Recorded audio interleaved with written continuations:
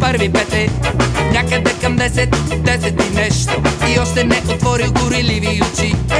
Звънвам на Боби и излизам от къщи. Сядаме в джаза, изтрепят сърцата, поръчвам кафете и проклинам съдбата.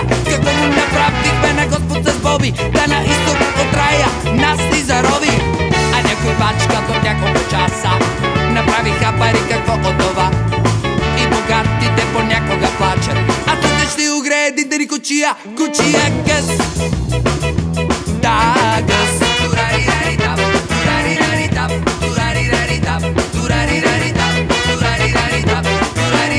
Обед минават колите, по масата пазят бавно 2-3 мухи.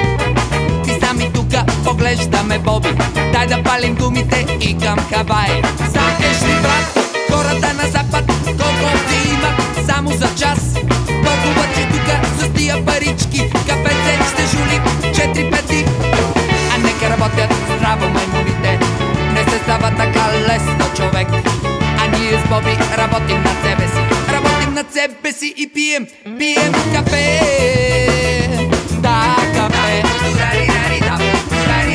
А ние с Боби двамата пием кафе.